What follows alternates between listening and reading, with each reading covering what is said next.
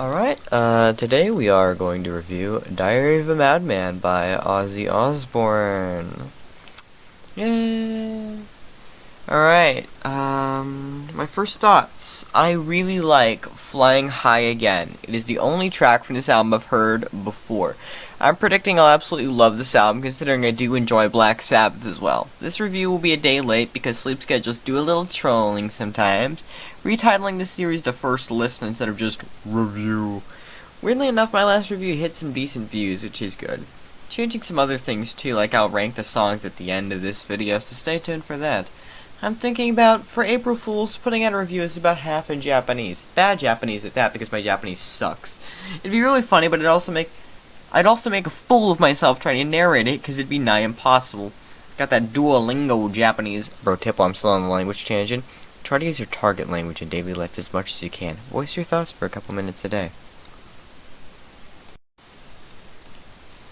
Track 1, Over the Mountain. Our brief adventure into Ozzyland, trademark patent pending, begins with me having to download this track because I forgot to do it. 3 minutes later, I'm actually ready to listen. Our real adventure begins with the guitar's drum solo, quickly giving way to the loud instrumentals Ozzy Osbourne is known for. As is usual, his vocals are double-tracked. I love his vocal range. I wish I could sing like him. I'm a baritone and I can't do that. The drummer is going absolutely mad here. It's like he's practiced his whole life for this. It's hard to find a comfortable listening volume, but that's just a nitpick, if anything. The instrumental break and solo are unique. There's nothing bad about them, it's just that they're not traditional. The writing and instrumentation is very free, almost as if this was completely improvised, and yet the work of a genius at the same time.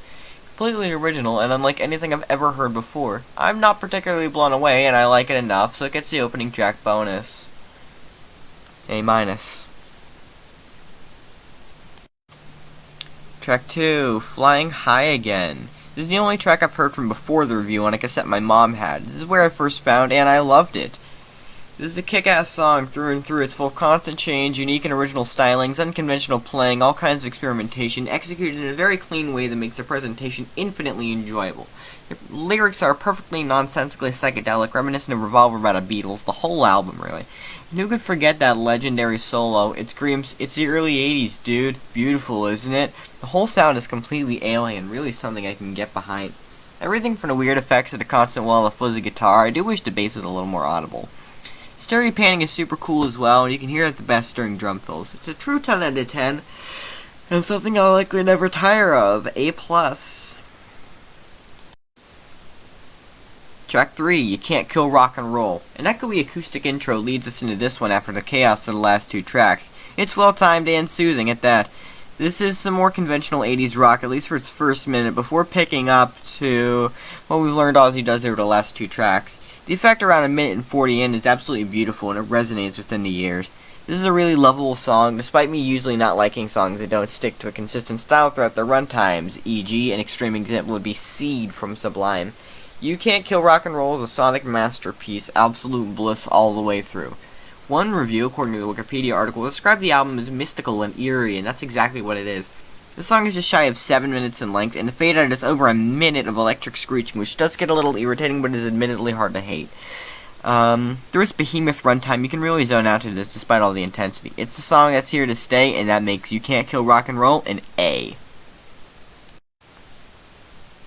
Track 4, Believer. This song opens on some bass and weird noises. Beautifully heavy riffs create a loud, brash tone. It doesn't seem like it'd be out of place on Maladroit, the closest Weezer parallel to this, because I'm obligated to have Weezer references in my reviews for some reason, because I like Weezer. The soundstage is wide enough and the lyrics are interesting and fun. It's no Iron Man, but it'll do for a cool song and a good time. The guitars are a little harder on the ears here, which does dampen my liking for this track, and it's way more instrumental than it should be. The delivery of Ozzy's lyrics here also sounds strangely enunciated compared to his usual almost floaty tone. Believer is okay, but it's mostly 5 minutes of the same thing, which gets a little tiring, making it a B+. Track 5, Little Dolls. My ears. The drums are super loud in the opening to this track. Way different to the rest of the songs, and definitely painful. Otherwise, it's a mostly normal song. Not much I can say that I haven't said about the previous 4 tracks. It's inconspicuous. Original and cool, the solo is echoing, it doesn't physically pain me, which is pleasant enough, because that's kind of an obligation. If I'm going to listen to your music, it doesn't have to hurt me. I haven't much to say. It's a song that makes me feel nothing, so it's a B. Track 6, Tonight. That's a generic title. The opening is almost 70s, being nicer on the ears and not immediately assaulting the senses. The lyrics are harder to understand here. Ozzy almost sounds drunk.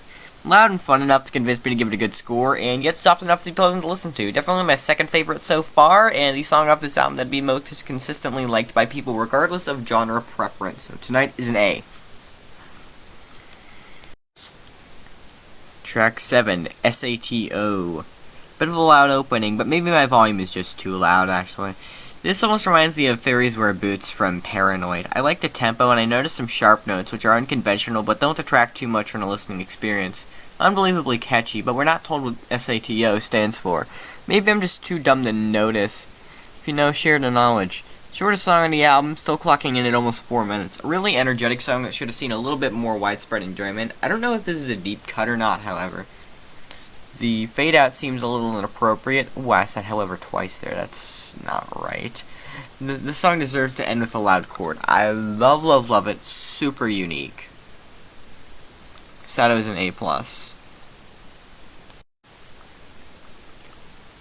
Track 8, Diary of a Madman. The title track and the final one on our review today. Acoustic guitar once again sets us off, but it's not too loud before the loud abrasive guitar we've grown fond, of over the last 40 minutes returns again. Our original idea, writing about writing, and being the only song on the album in 3/4 time, which is cool. I think metal is better in 3/4 time anyhow. The solo midway through is magical and up there with the best of them. It's no Only in Dreams, which I have teared up to on multiple occasions. It's that beautiful. Seriously, go listen to Only in Dreams. You have no excuse not to. Holy shit. But it's damn good nonetheless. It's also the most personal song on the album. Lyrical content is exactly what you'd find in an actual Madman's diary. The ending almost feels like it goes on for too long, but it stops before it gets annoying. I feel I should lower the score.